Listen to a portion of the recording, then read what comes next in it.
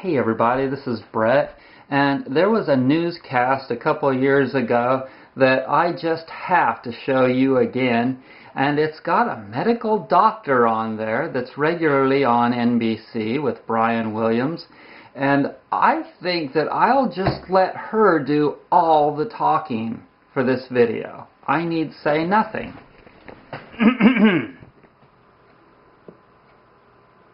There's health news tonight having to do with the most dire warnings yet on this growing problem of infections that are totally resistant to treatment with antibiotics. Our chief medical editor, Dr. Nancy Snyderman, is here with us. Tell us, Nancy.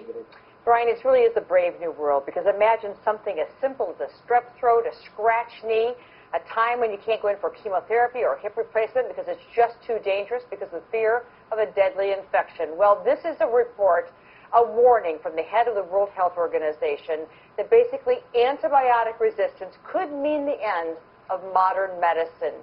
Why? Well, it's the overuse of antibiotics, and it has made us dangerously prone to all kinds of common infections.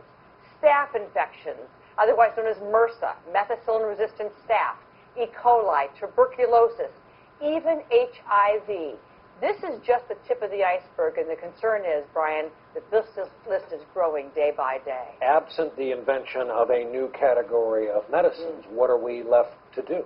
Guess what? Their pipeline is really What will we do, Nancy? There's not a lot of money in that. There's more money in things like Alzheimer's and your cholesterol. So what to do?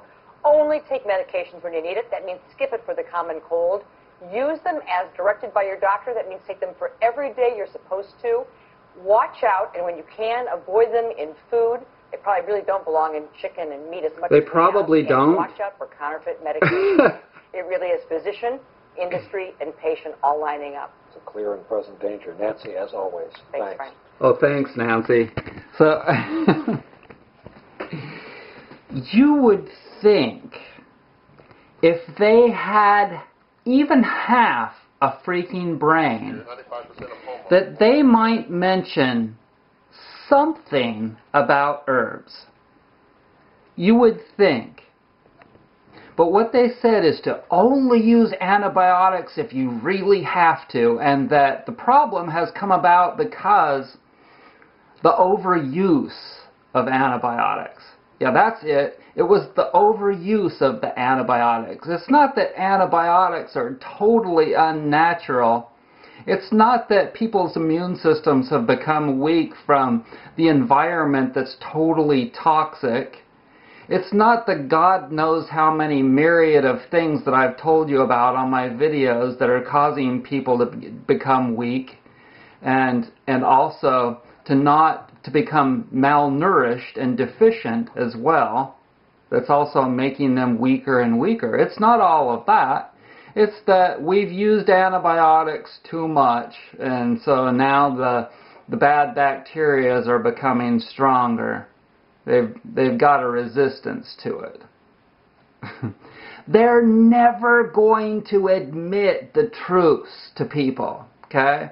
Only the strong ones out there, the people that will watch my videos and other people's videos that understand the true nature of God and nature and animals and plants, all of that, the true nature of all of that, and the true nature of a lot of humans out there like doctors, which is greed and a desire for materialism.